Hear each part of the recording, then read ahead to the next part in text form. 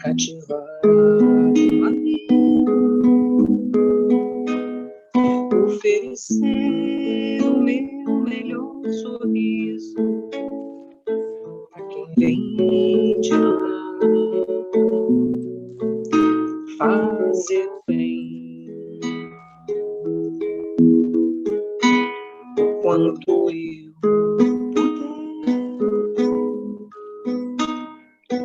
ter a plena consciência de que para tropeçar na vida basta estar de pé, não desanimar,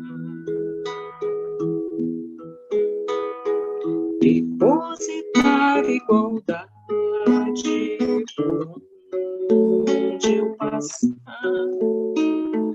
deixar a fraternidade em minha alma morar, incentivar a alegria, poesia, ir além,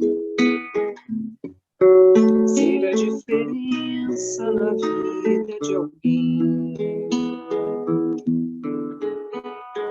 Vamos plantar as sementes de um mundo melhor, fertilizar o terreno dos nossos que vêm e gotejar esperança na seca da dor.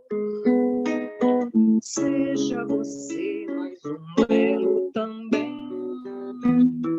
Vamos plantar as sementes de um mundo melhor, fertilizar o terreno dos nossos que vêm e gotejar esperança na seca da dor. Seja você mais um elo também nessa corrente do bem.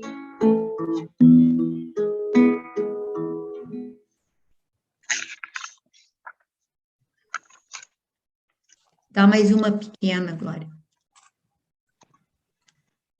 Mais 2 uma. minutos. Só uma curtinha.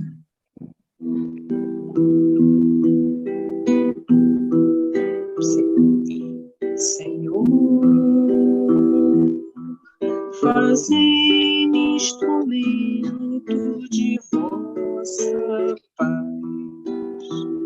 Onde houver ódio, que eu leve o amor.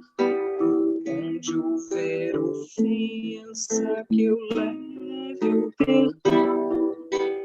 Onde houver discórdia, que eu leve a união.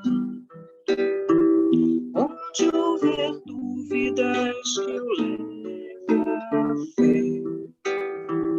Onde houver erro, que eu leve a verdade. Onde houver desespero, que eu leve a esperança. Onde houver tristeza, que eu leve a alegria. Onde houver trevas, que eu leve a luz.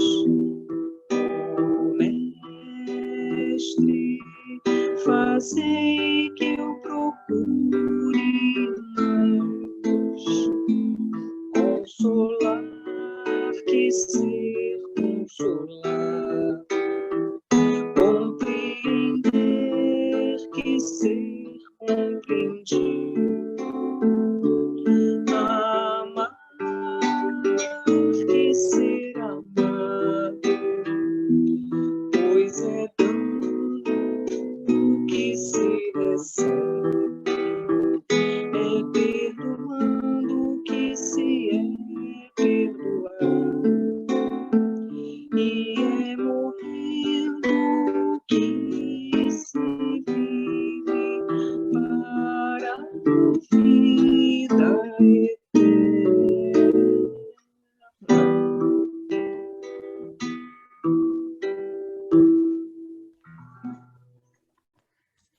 Boa noite a todos, sejam todos bem-vindos. Então, nós vamos começar, são exatamente 19h30. Glorinha, eu sei que você já cantou, mas você há muito tempo que já não faz a página. Quer fazer? É a prece primeiro, tá, Glória?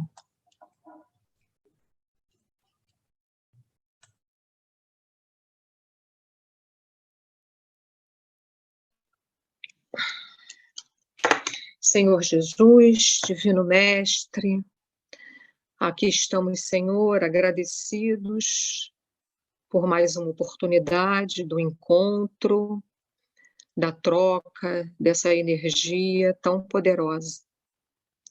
Então, Senhor, envolve a todos nós, os nossos corações, as nossas mentes, para que possamos estar em sintonia com tudo que nos chega, com tudo que nos é ofertado nesse momento. E também que possamos, Senhor, de nossa parte, oferecer também a nossa presença, estarmos aqui inteiros, buscando, né, dessa água da vida eterna, que são os ensinamentos através da doutrina espírita. Então, Senhor, obrigada, fica conosco, envolve a cada um de nós e a todos os desencarnados que estão conosco nesse momento, que assim seja. É a 65, Pepita? É, né? É a 64, o Tesouro Maior. Tá certo, 64, tá, eu anotei aqui. O Tesouro Maior. Porque onde estiver o vosso tesouro, ali estará também o vosso coração. Jesus, Evangelho de Lucas, capítulo 12, versículo 34. No mundo, os templos da fé religiosa, desde que consagrados à divindade do Pai, são departamentos da casa infinita de Deus, onde Jesus ministra os seus bens aos corações da terra, independentemente da escola de crença a que se filiam. A essas subdivisões do eterno santuário comparecem os tutelados do Cristo em seus diferentes graus de compreensão. Cada qual instintivamente revela ao Senhor onde coloca seu tesouro. Muitas vezes, por isso mesmo, nos recintos diversos de sua casa, Jesus recebe sem resposta as súplicas de inúmeros crentes de mentalidade infantil, contraditórias ou contraproducentes. O egoísta fala de seu tesouro, exaltando as posses precárias. O avarento refere-se a mesquinhas preocupações. O gozador demonstra apetites insaciáveis. O fanático repete pedidos loucos. Cada qual apresenta seu capricho ferido como sendo a dor maior. Cristo ouve-lhes as solicitações e espera a oportunidade de dar-lhes a conhecer o tesouro imperecível. Ouve em silêncio, porque a erva tenra pede tempo destinado ao processo evolutivo e espera confiante, porquanto não prescinde da colaboração dos discípulos resolutos e sinceros para a extensão do divino apostolado. No momento adequado, surgem esses ao seu influxo sublime e a paisagem dos templos se modifica.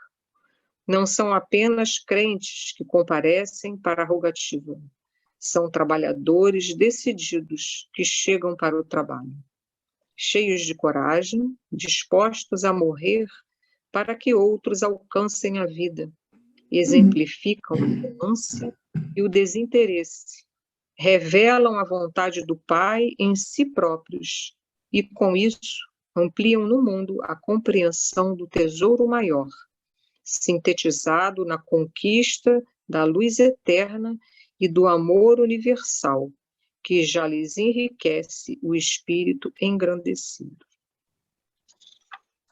Bem, Eu acho que realmente, quando Jesus dizia que onde estiver o vosso tesouro, estará ali também o vosso coração, é uma verdade mesmo, né? Porque cada um de nós traz os seus valores, né? E os coloca dentro dos seus interesses, né?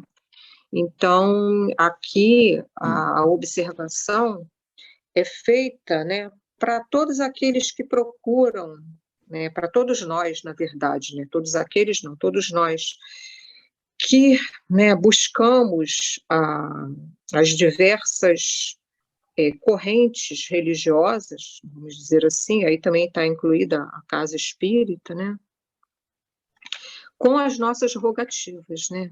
A gente tem sempre muito a pedir e pouco a oferecer, na verdade é essa. E cada qual com as rogativas que lhes são características, né? Aqui ele cita, né, o egoísta, o avarento, né? E, enfim, cada um com as suas expectativas, né? E aqui ele diz: cada qual apresenta seu capricho ferido como sendo a dor maior, né? Então, quanto mais aqui como diz, quanto mais infantis, né, nós somos espiritualmente falando, mais nos colocaremos diante de Deus, né, pedindo coisas que não que bastariam um esforço maior ou uma mudança, uma guinada na nossa visão para que pudéssemos alcançar, né? Então a gente vai colocar sempre as questões materiais, né? Enfim.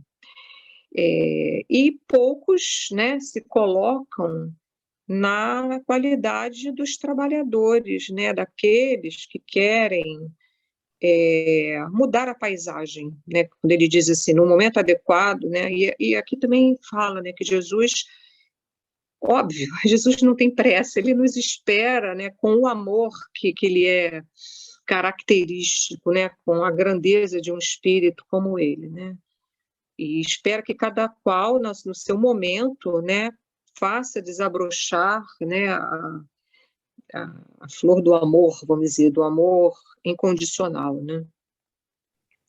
Mas ele diz aqui que no momento adequado surgem os discípulos, né, que mudam, né, a paisagem dos templos, né, modificam a paisagem dos templos. E quem são esses? São aqueles que já não querem, não pedem mais nada para si, né? Eles oferecem, né, o seu coração, a sua vida, enfim, né, pelo outro, né? E com isso eles estão colocando a vontade de Deus acima da sua, né? E, e é isso. Eu acho que um dia a gente chegará lá, a gente não sabe quando, né, em que tempo será, e por enquanto é como a gente sempre fala, né, na casa, a gente vai oferecendo as nossas migalhas, né, aquilo que a gente ainda é pouco, né, muito pouco do que a gente pode oferecer, mas eu acho que o importante é o nosso coração, né, tudo que a gente consegue ofertar e fazer com verdade, com o coração inteiro, eu acho que é aproveitado pela espiritualidade, e, enfim, né, para que um dia a gente possa oferecer muito mais, né? Podem continuar esses. Eu acho interessante essa colocação que ele faz quando ele fala das subdivisões do eterno santuário, que dizia a casa do Pai é um eterno santuário e ela estaria em todos os lugares e, na realidade, em todos os corações das criaturas, né?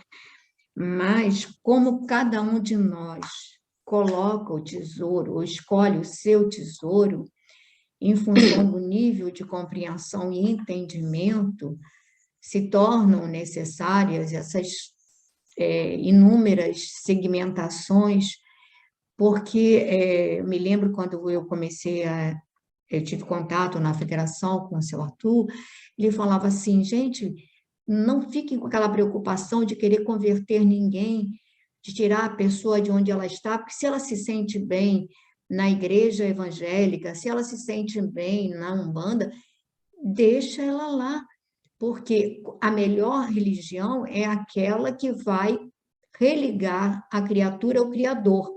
Então, como cada um de nós tem um grau de entendimento, não é? Precisamos de condições diferenciadas. Quer dizer, ninguém vai procurar o Cristo ou procurar Deus em espírito e verdade de pronto, né? Quantos precisamos passar pelas igrejas, pelas imagens, pelos símbolos, pelos rituais, para poder, pelo externo, para um dia chegar ao interior. Então, essa condição, ele deixa claro aqui. E aí me tocou quando você falou também, ele fala aqui, desses missionários que eles vêm de vez em quando, né, de tempos em tempos, surgem para mudar o cenário e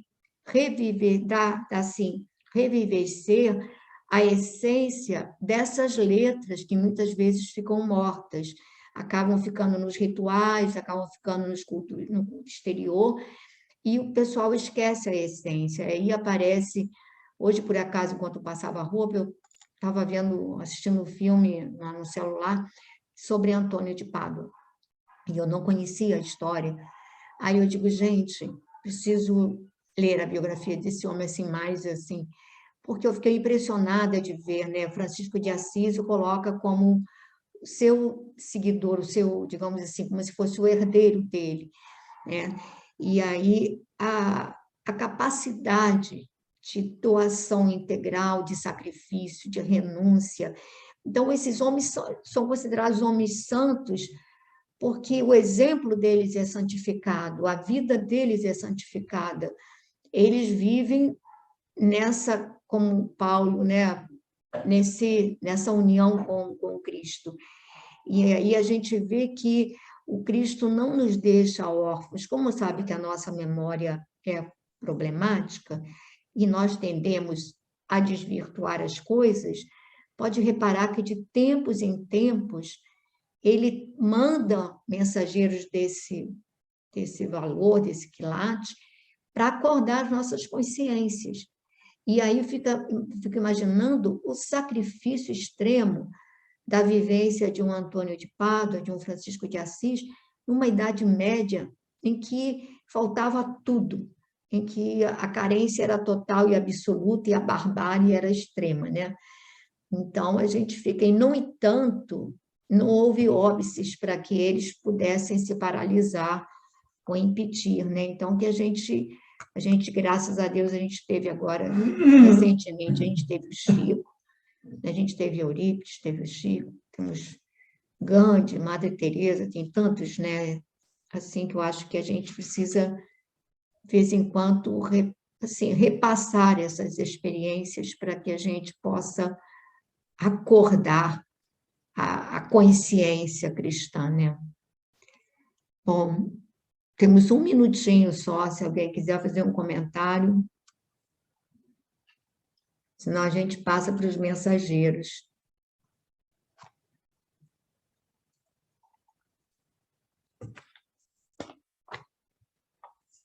Alice, você não tem lido já faz tempo, quer ler um pouco? Leio. Vamos lá. Vamos aqui, resultado atingimos. Que resultado atingimos? Grandes massas batem as pontes do espiritismo sagrado tão só no propósito de entrar nas almas. São procuradores do reino de Deus os que lhe forçam, desse modo, as portas, e sim caçadores dos interesses pessoais. São os sequiosos da facilidade, os amigos do menor esforço, os preguiçosos e delinquentes de todas as situações, que desejam ouvir os espíritos desencarnados, receosos da acusação que lhes dirige a própria consciência. O fel da dúvida invade o bálsamo da fé nos corações bem-intencionados. A sede de proteção indevida azorraga os seguidores da ociosidade. A ignorância e a maldade entregam-se às manifestações inferiores da magia negra. Tudo por quê, meus irmãos? Porque não temos sabido defender o sagrado depósito, por termos esquecido, em nossos labores carnais, que espiritismo é a revelação divina para a renovação fundamental dos homens. Não atendemos ainda como se faz Não atendemos ainda como se faz indispensável a construção do reino de Deus em nós. Contudo, não abandonemos nossos deveres em meio à tarefa. Voltemos ao campo, retificando as semeaduras. O Ministério da Comunicação vem incentivando esse movimento renovador. Necessitamos de servidores de boa vontade, leais ao espírito da fé. Não serão admitidos os que não desejarem conhecer a glória oculta da cruz do testemunho, nem atendem aqui os que se aproximem com objetivos diferentes. Vamos dar uma paradinha, Alice? Já parei. Tá bom. Oi? Eu não te escutei. Mas deve ser para eu comentar. Não quero não. Já me vi aqui, né, preguiçosa, etc e tal, consciência. Comenta aí, por favor. Ai, Verônica está rindo. Verônica, você quer ajudar a Alice a comentar? Ela não me conhece, é para rir mesmo. Não, pode comentar. Essa parte aí está complexa, deixo para você. Está complexando. Não, gente, aqui ele está falando, primeiro nos chama a atenção, né, de tudo que a gente vem fazendo, de como nos perdemos nas oportunidades, como usamos mal as dádivas que nos são dadas, ele coloca isso no parágrafo anterior, né? E aí ele vai dizendo que deste-vos, na maioria, a palavra sem responsabilidade, a indagação sem discernimento, amontoando atividades inúteis, como médios, muitos de vós preferíeis a inconsciência de vós mesmos, como doutrinadores formuláveis conceitos para exportação, jamais para uso próprio. E aí, diante desse fechamento do parágrafo anterior, ele já começa, que resultado atingimos? Grandes massas batem as portas do espiritismo, aí a gente vai para aquela página inicial, né? Como perfeito com a página inicial, como pedintes, cada um achando que o seu capricho não atendido é a maior dor do mundo, então nós queremos benefícios, e poucos se aproximam com o intuito mesmo de servir, né? De se abrir, de trabalhar, né? E aí ele vai colocar, são sequiosos de facilidade os amigos do menor esforço, os preguiçosos e delinquentes de todas as situações que desejam ouvir os espíritos desencarnados, receosos da acusação que lhes dirige a própria consciência.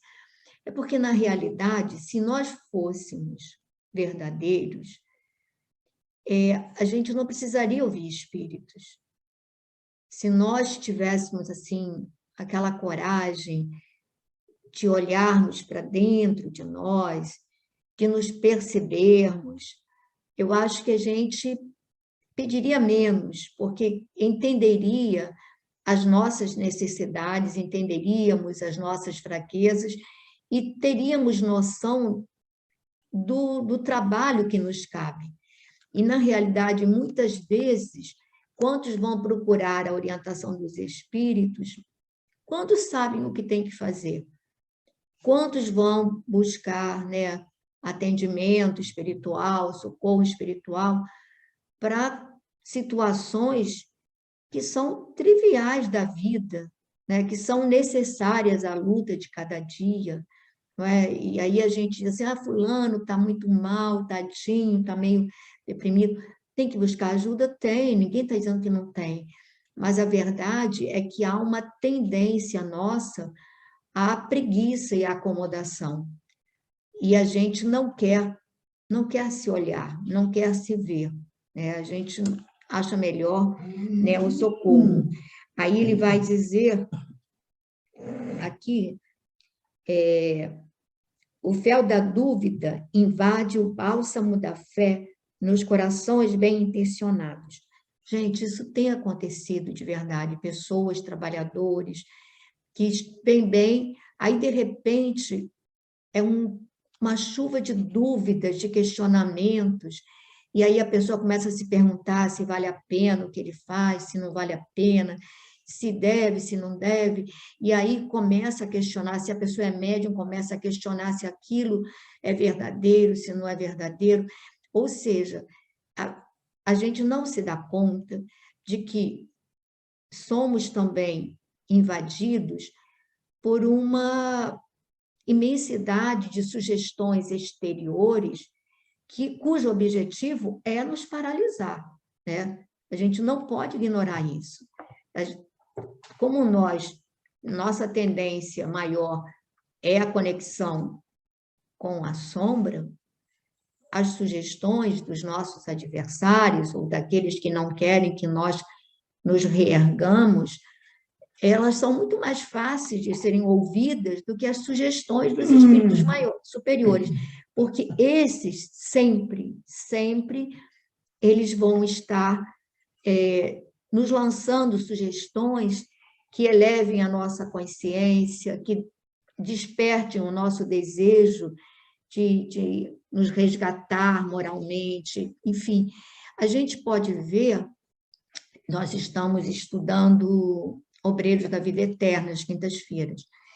E aí, a gente vê no resgate do padre Domênico, a gente vê que coisa mais linda, porque ele, naquela sombra plena, depois de ter cometido uma infinidade de delitos, né, em que ele acha que ele não tem remissão, não tem perdão, a gente vê Zenóbia, né, alguém que foi uma alma muito cara para ele, trabalhando intensamente para poder resgatá-lo, mas ele não a percebe.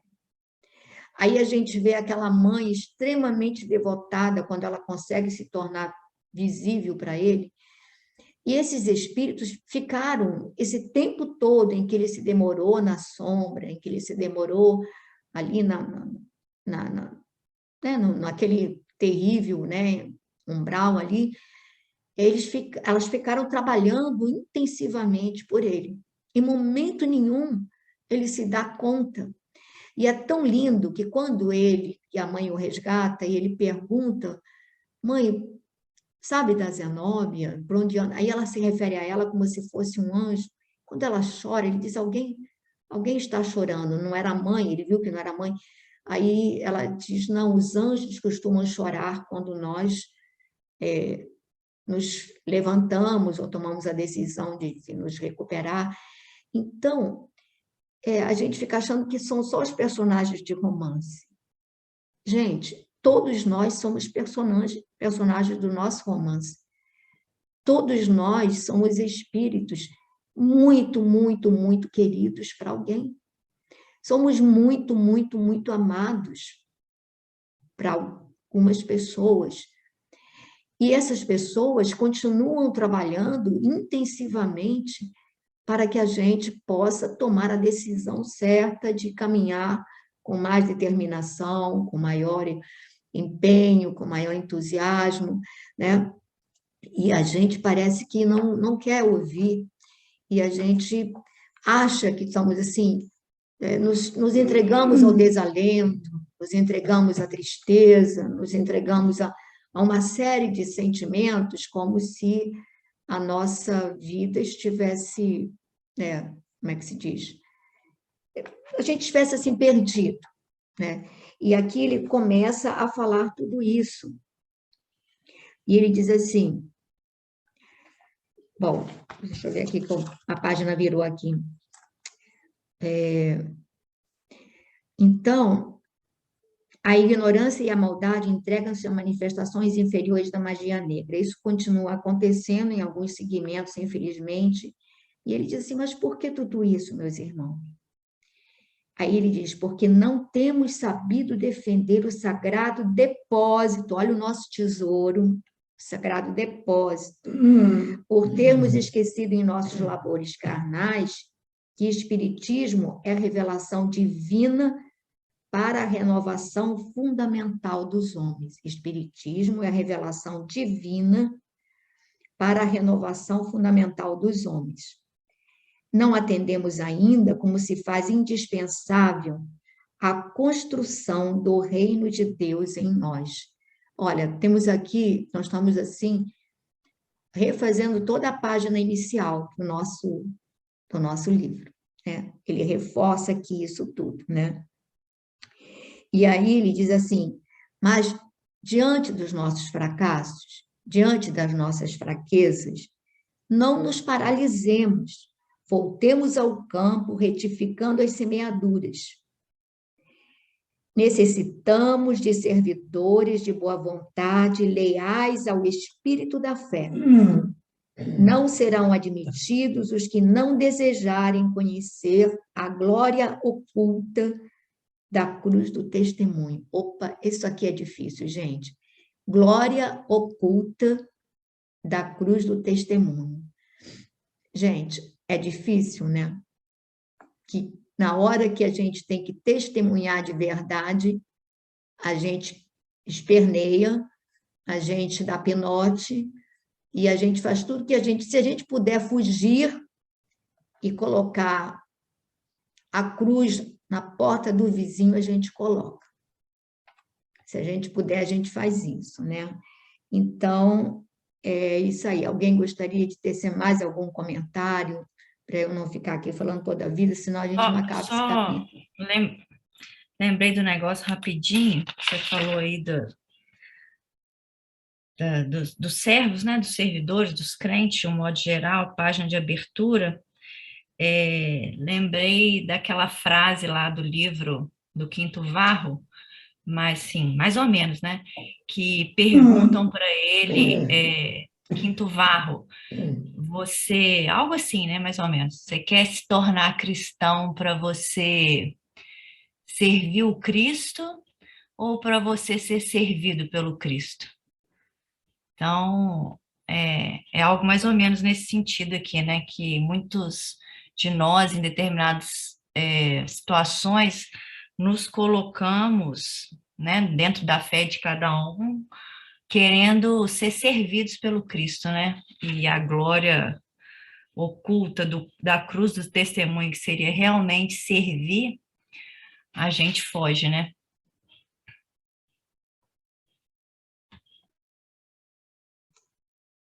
Fernanda, pode ler ou você está impossibilitada? Verônica, segue a leitura aí, depois se ela puder, ela...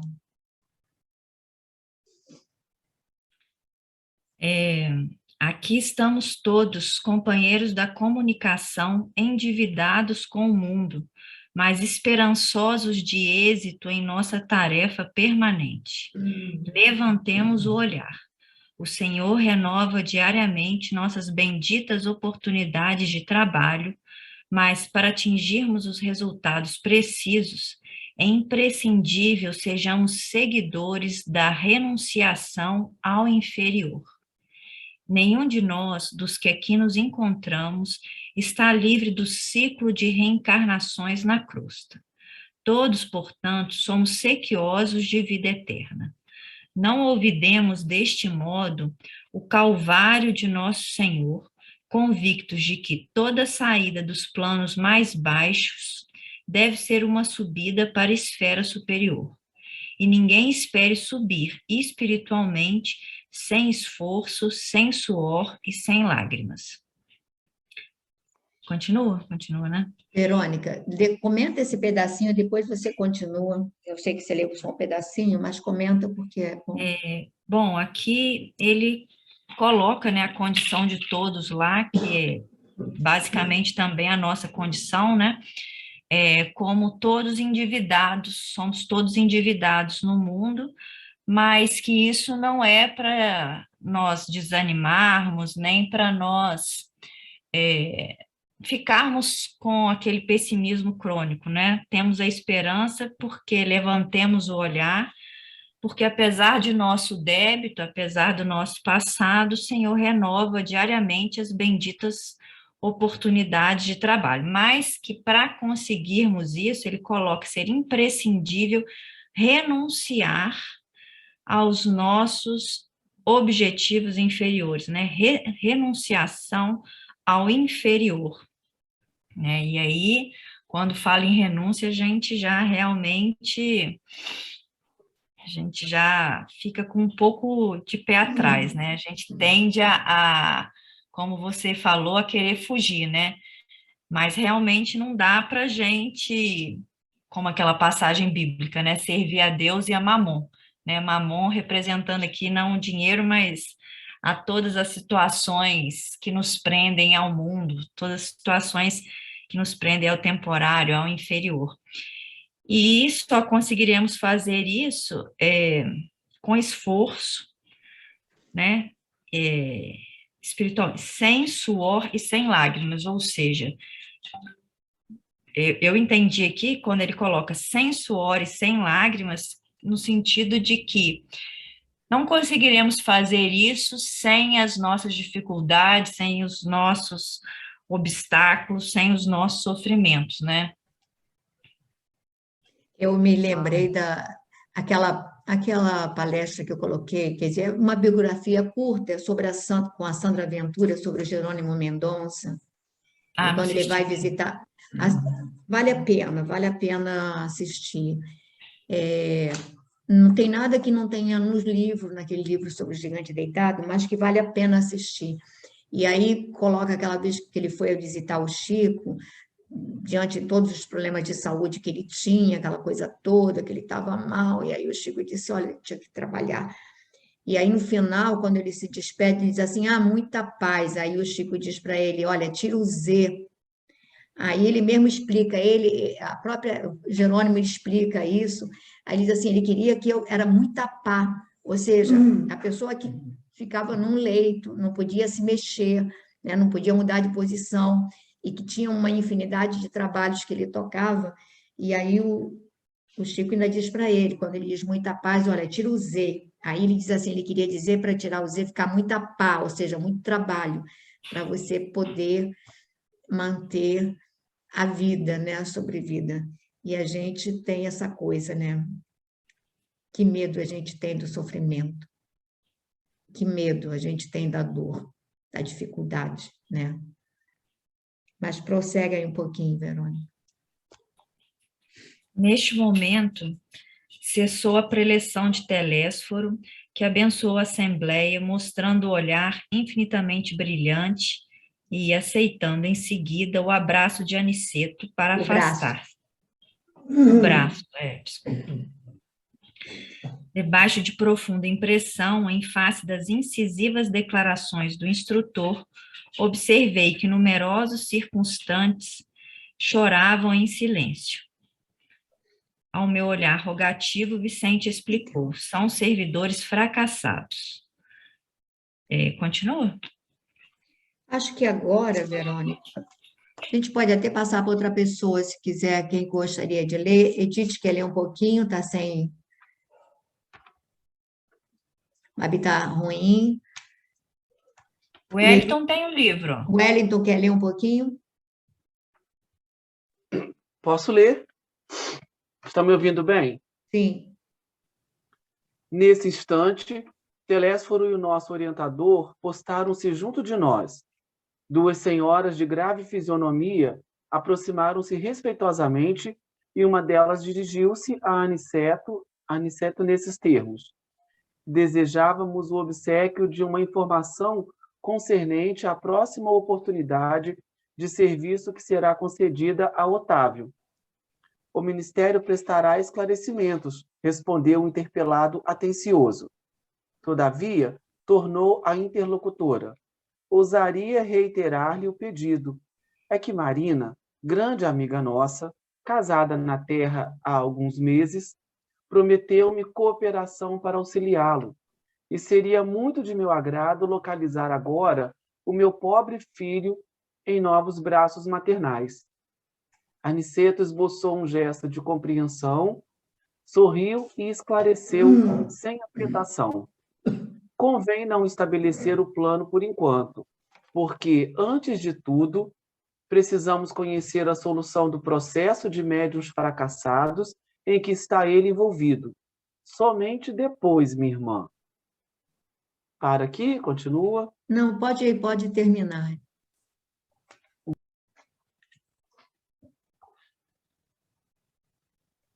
Pode prosseguir, terminar. Wellington.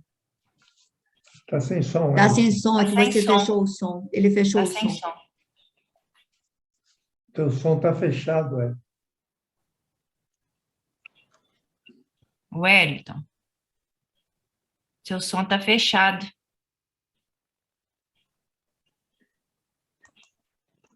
Ih, acho que ele não está escutando, não. Espera aí, ele não vai, gente. Vamos prosseguir aqui, porque senão ele ficou com sono.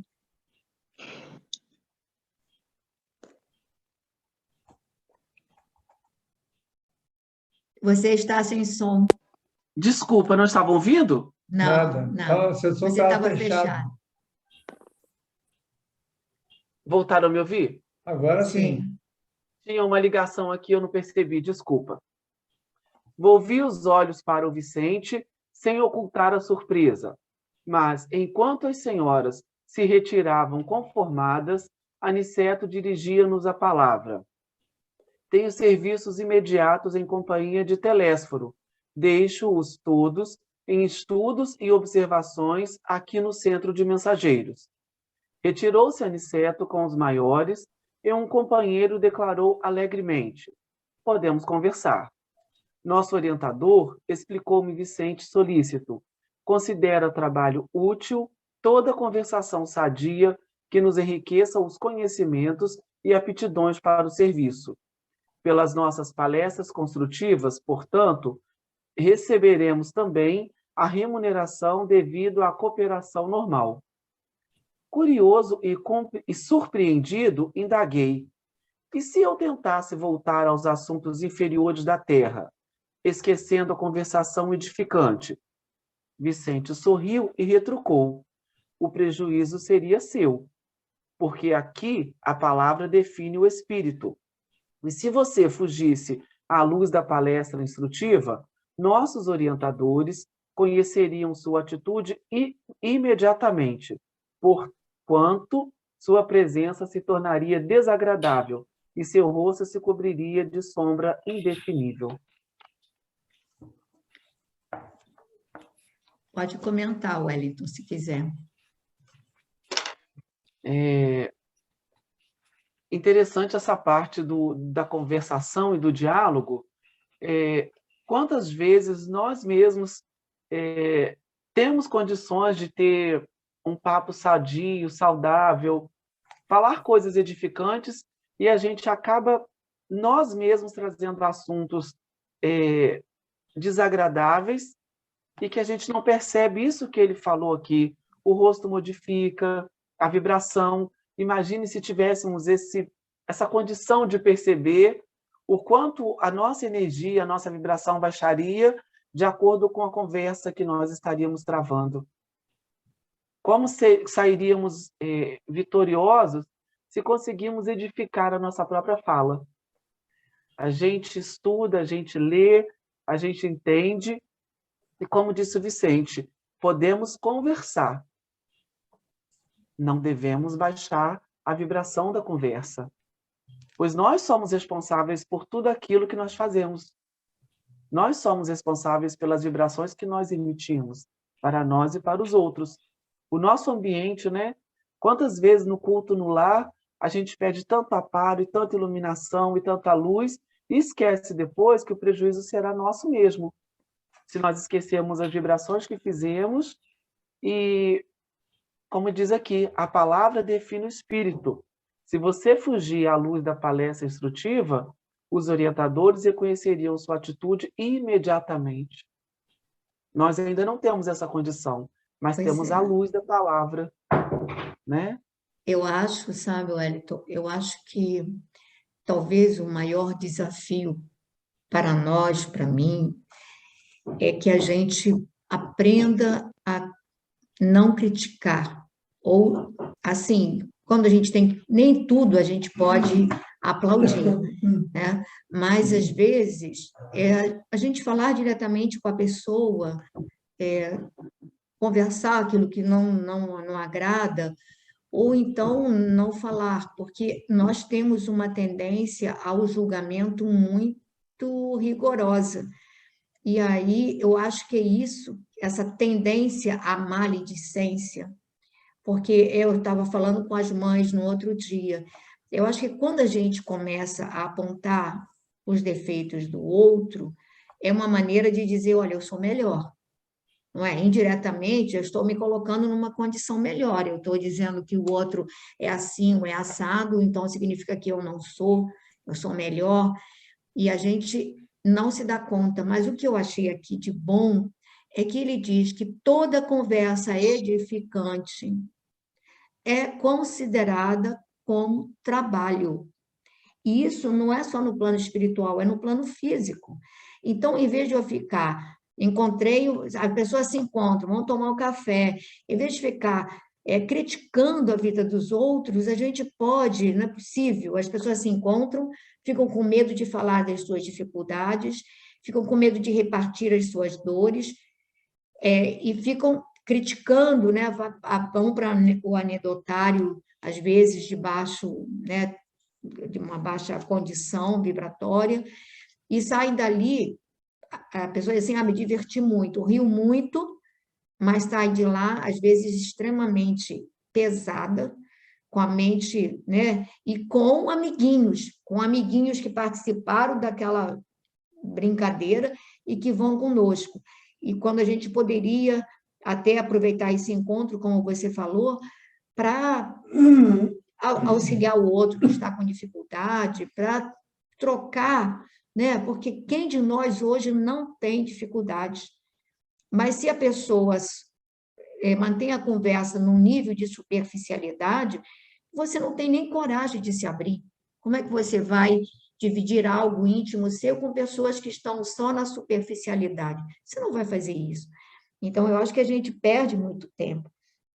Agora, também me chamou a atenção a mãe do Otávio, a Marina e a outra senhora, quando ela vai interpelar o Aniceto, e aí ele diz assim, ela diz para ele que tinha uma amiga reencarnada, a Marina, né, a Marina que é a reencarnada, e que ela prometeu ajuda para acolher o filho.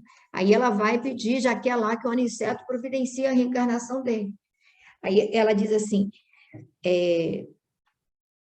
ela está reencarnada há meses e prometeu cooperação para auxiliar. E seria muito de meu agrado localizar agora o meu pobre filho em novos braços maternais. Seria muito do meu agrado.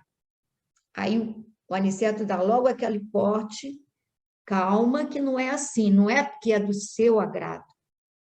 Tem que ver em que processo ele se encaixa, se ele tem direito a uma reencarnação tão rápido, né? Qual é o processo? Então, diz assim, vamos devagar, porque não é o que me agrada. Então, mais uma vez, eu reforço aquela página inicial, mais uma vez, aquela coisa do que o que me convém, nem sempre é o que me agrada. Né? Aí a gente vai para sábia fala de Paulo, sábia demais, tudo me é lícito, mas nem tudo me convém. Então, nem tudo que me agrada me convém. E aí a gente vê essa coisa, né? E aí ele diz assim, aqui a palavra define o espírito. A palavra define o espírito. Então, acho que é no livro Calma, né, do Chico, em que ele vai dizer que a nossa fala é o nosso retrato sonoro. Eu acho isso tão forte, né? A nossa fala é o nosso retrato sonoro. Sim, se a gente tem o hábito de falar aos gritos, se a gente tem o hábito de falar estressado, acelerado, né? É o que vai ficar, por mais que eu diga, não, eu sou calma, eu sou isso, se a minha fala é nervosa, se a minha fala é maledicente, olha o meu retrato. né? Então, que a gente... Alguém gostaria? Glorinha, Dinorá, Edith, Ana, Antônio, Babi, Beto. Alguém quer falar mais alguma coisa desse capítulo? Fernanda, não sei se pode falar. Quem falou? Eu falei que quando ela colocou lá que seria do meu agrado localizar agora meu pobre filho, passa para a gente, né, a dificuldade desses processos de reencarnatório, né? Ela não tinha nem noção aonde estava o filho dela. Claro que os superiores saberiam, mas ela não tinha condição, né, só pelo fato de já ter desencarnado e o filho também, de localizar facilmente, né? Então, assim, Não, não dá Verônica, o para... filho, ela sabe, o filho, a gente vai ver o próximo capítulo, é a queda de Otávio, que é o filho dela. Quer dizer, o filho dela está lá em tratamento no centro dos mensageiros, mas não significa que ele esteja apto a reencarnar. Ah, tá, porque eu não lembrava, quando eu vi localizar, eu achei que ela tinha que ver aonde ele estava. Não, não, localizar quer dizer colocá-lo nos braços maternos lá da amiga, né? Ela queria localizá-lo Tá, lá, no lar. entendi. É isso. Alguém mais, gente? Não? Glorinha, então eu vou pedir para você cantar alguma coisa para a gente fazer a prece.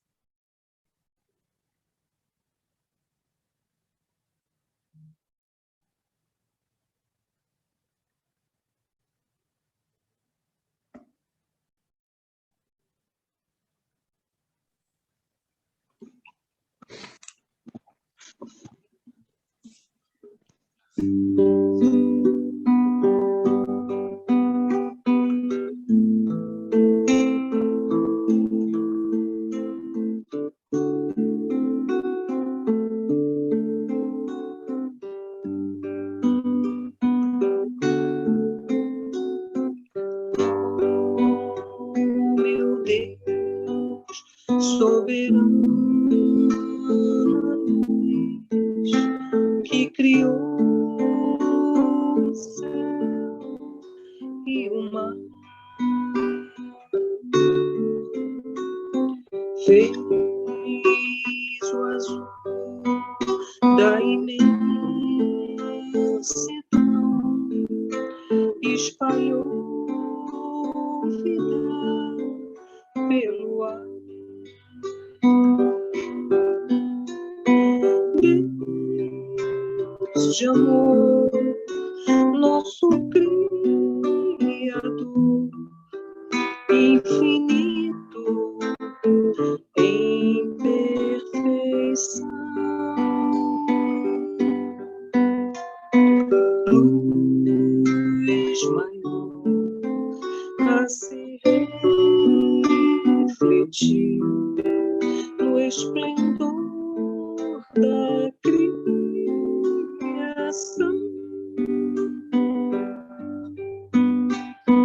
Ó Senhor, que faz renascer a esperança em cada manhã. Graças vos dou por estar aqui, ter em minhas mãos o amanhã. Deus de amor, que alivia a dor e encaminha a redenção. Luz maior a nos envolver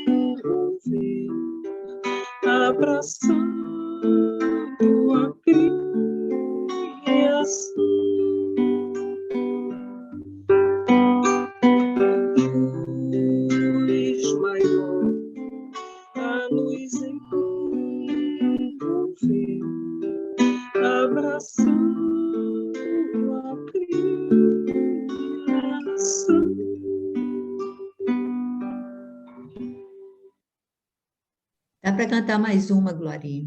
A gente está contente. Deixa eu pegar aqui, porque eu não tinha separado. Vamos lá.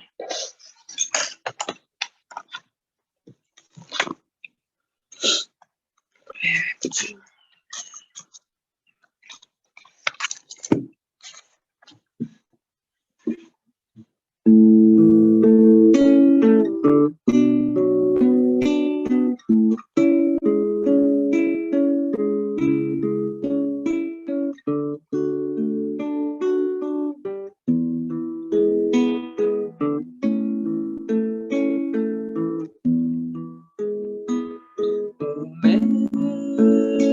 Mestre se aproxima em silêncio docemente,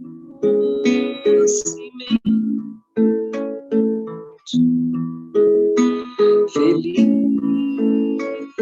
e com amor, e me abraça eternamente.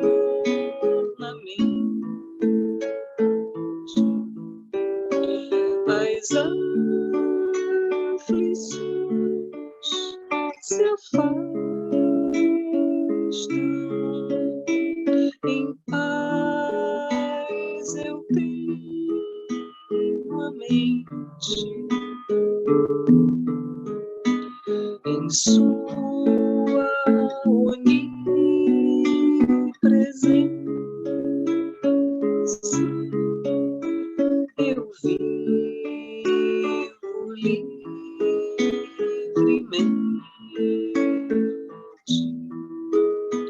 No doce livre tom, a voz do mestre ouvi, vibrando no silêncio e dizendo: estou aqui. Meu coração se alegra, cantando até o fim. Não há amor igual ao que o mestre tem por mim. Não há amor igual ao que o mestre tem por mim.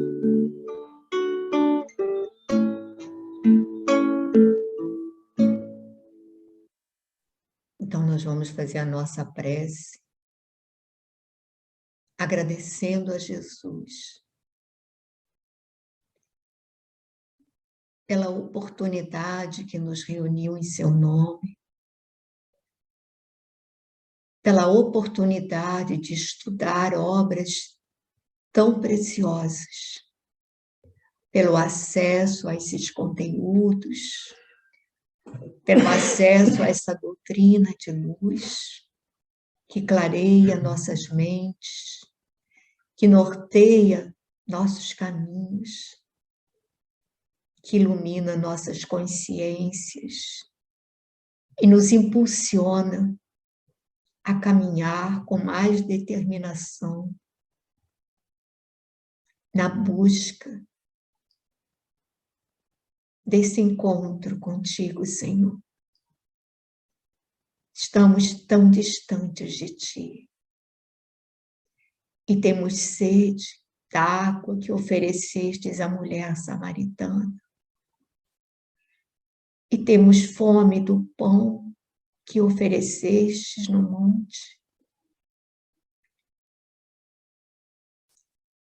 as tuas palavras ecoam no universo para nós há mais de 2000 anos. E como somos tardos de entendimento, como somos tardos de emoção, continuamos com os ouvidos tampados, ouvidos moucos aos teus ensinamentos. Hoje, Senhor, começamos a despertar para o teu evangelho, para essa doutrina de luz. Começamos a despertar a nossa